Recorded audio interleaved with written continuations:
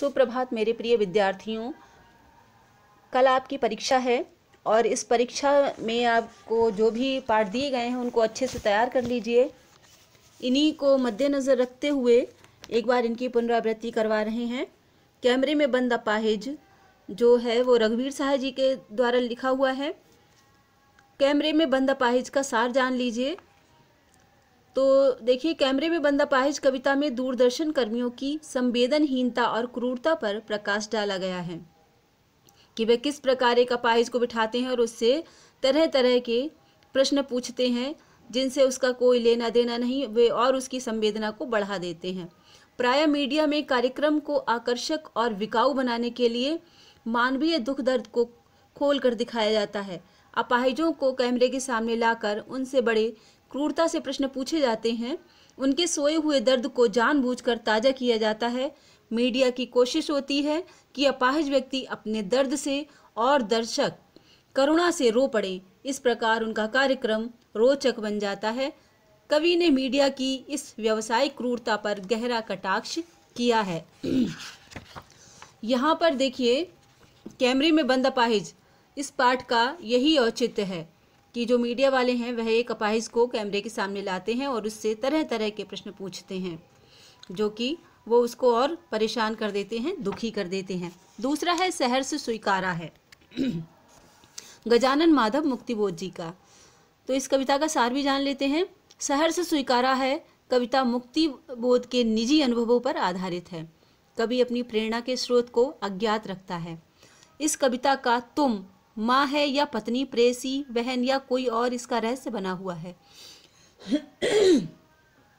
कवि स्वीकार करता है कि उसके जीवन में जो भी कमजोरियां या उपलब्धियां हैं उन्हें उसके प्रिय का प्रेम और समर्थन प्राप्त है। उसकी गर्वीली गरीबी, गंभीर अनुभव, विचार, चिंतन, भावनाओं की नदी सब मौलिक है। ये सब प्रिय के प्रेम का संबल पाकर ही प्राप्त हुए हैं। कवि अपने प्रिय से बहुत गहराई से जुड़ा हुआ है। वह स्वयं को जितना भी उड़ेलता है उतना ही फिर भर आता है, मानो उसके भीतर का कोई झरना है। उसे लगता है कि उसका प्रिय उस पर चांद की तरह खिला रहता है। कवि चाहता है कि वह अपने प्रिय से अत्यधिक प्रेम से, उसकी ममता के मोह से उभरे। वह सदा ही उसकी आत्मीयता के उजाले में रहते रहते कमज़ोर हो गया है। उसे भय लगता है कि वह उसके बिना शायद जी नहीं पाएगा, इसलिए वह उसे फिर भी भूल जाना चाहता है ताकि वह अंधेरों में गहरी से गहरी गुफाओं में जी सके। यद्यपि उसका प्रिय को भूलना एक दंड होगा। उसे विश्वास है कि वह अंधेरे से लड़ता हुआ भी उसी की आत्मीयता से शक्ति पाएगा। उसका सहारा उसे सब जगह मिलता रहेगा। उसने जीवन में आज तक जो भी पाया है वह अपने प्रिय की ही देन है। उसके सब कार्यों में कारण रूप में उसका प्रिय ही रहा है। इसके बाद आपके गद्य खंड में है भक्तिन, जो कि महादेवी वर्मा जी का है। तो इसमें भक्तिन जो है वो एक प्रसिद्ध संस्मरणात्मक जो संस्मरण होते हैं, यादें होती हैं हमारी, उसका रेखा चित्र है, संस्मरणात्मक रेखा चित्र है जो स्मृति की रेखाएं नामक पुस्तक में संकलित है। लेखिका ने अपनी सेविका के अतीत और वर्तमान का परिचय देते हुए उसके व्यक्तित्व का मनोहारी वर्णन किया है। भक्तिन छोटे कद तथा दुबले शरीर वाली स्त्री है। उसके अधर पतले थे, आंखें छोटी थीं, वह गले में कंठी माला पहनती थी। उसका नाम लक्ष्मी था, किंतु उसने अपनी स्वामिनी से प्रार्थना की थी कि उसके नाम का प्रयोग न किया जाए। अतः उसकी कंठी माला को देखकर लेखिका ने उसका नाम भक्तिन रख लिया था। वह अहीर कुल में पैदा हुई थी। सेवा धर्म में वह हनुमान जी से स्पर्धा करती थी। इसके बाद बाजार दर्शन जैनेन्द्र कुमार जी का है। बाजार दर्शन, बाजार दर्शन में देखिए, प्रस्तुत निबंध में बाजार के उपयोग, सदुपयोग, दुरुपयोग पर सूक्ष्म चिंतन प्रकट किया गया है। लेखक ने सार के रूप में ये मत प्रकट किया है कि बाजार मनुष्य की आवश्यकता पूर्ति का साधन है। शोषण, दिखावे या अहम पूर्ति का नहीं। बहुत से व्यक्ति होते हैं जो कि वहाँ जाते हैं बाजार में और जो कुछ नहीं खरीदना होता है वो खरीद लेते हैं, क्योंकि बाजार का जादू ही ऐसा है। इसके बाद आती है सिल्वर वेडिंग। सिल्वर वेडिंग में देखिए मनोहर श्याम जोशी जी ने सिल्वर वेडिंग नामक जो पाठ है उसको लिखा है। इस पाठ में सेक्शन ऑफिसर वाई.डी. यशोधर पंत के विवाह की 25वीं वर्षगांठ का वर्णन है। यशोधर अपने विभाग में सेक्शन ऑफिसर हैं जो अपने कार्यालय में ठीक तय समय से तक बैठते हैं। उनके कारण उनके अधीनस्थों को भी उसी समय तक बैठना पड़ता है। अपने अधीनस्थों के साथ दिन भर उनका व्यवहार भले ही रूखा हो, शाम को चलते समय वे अपने गुरु कृष्णानंद पांडे की परंपरा का निर्वाह करते हुए वातावरण को हल्का फुल्का बनाने के लिए थोड़ा बहुत हास परिहास भी कर लेते हैं। यशोधर पंत जो हैं वो प्राचीन विचारों से ओतप्रोत हैं और जो उनके परिवार के अन्य सदस्य हैं वो नई परंपरा को विकसित करने का प्रयास करते हैं। दोनों के बीच यही विषमता है, इसी का वर्णन किया गया है। अगला है जूझ। जूझ में मराठी के प्रख्यात कथाकार आनंद यादव का बहुचर्चित ये बहुप्रशंसित उपन्यास है। इसी उपन्यास का एक अंश हमारी पाठ्य पुस्तक में जूझ नामक शीर्षक से संकलित है। इसमें एक संघर्षशील किशोर के जीवन के यथार्थ का चित्रण है। कहानी का सार इस प्रकार है। लेखक के पिता ने कक्षा 4 के बाद उसे पाठशाला जाने से रोक लिया और खेती के काम में लगा दिया।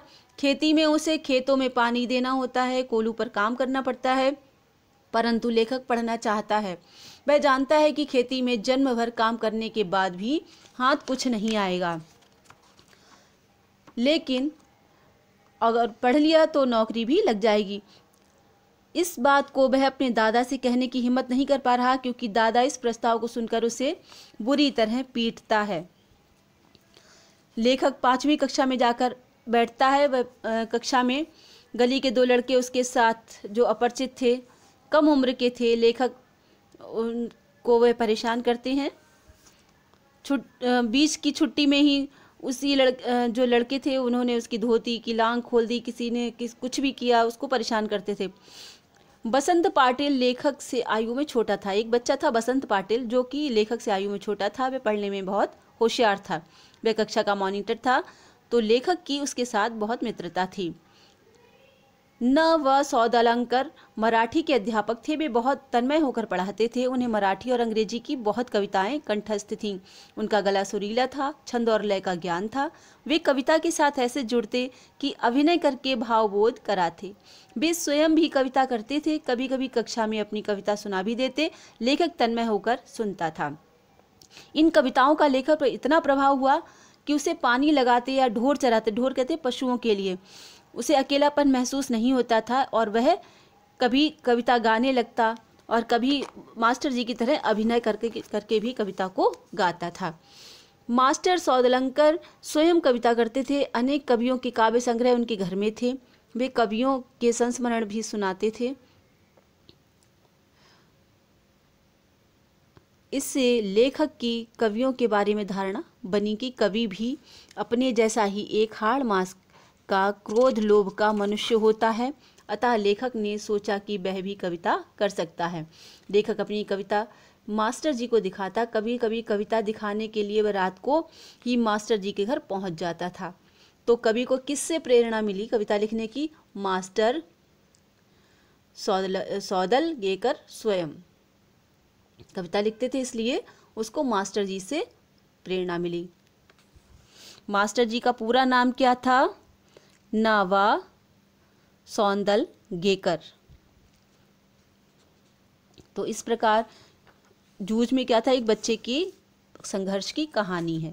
जूझ कहते ही संघर्ष के लिए है। उसके बाद बच्चों व्याकरण में, संचार माध्यम में आपको जितने भी प्रश्न लिखवाए गए हैं उन प्रश्नों को आप तैयार कर लीजिए और अनुच्छेद लेखन में आप अनुच्छेद के विषय को देखिए और संक्षिप्तता पूर्वक अनुच्छेद को लिखें। अनुच्छेद ज़्यादा से ज़्यादा 100 से 150 शब्दों में लिखा जाता है। यदि आपको शब्द सीमा दी गई है तो आप शब्द सीमा का प्रयोग करें और नहीं दी गई है तो आप तब भी उसमें 100 शब्दों से लेकर 150 शब्दों में अनुच्छेद लिखेंगे। आज के लिए छात्रों इतना ही। धन्यवाद।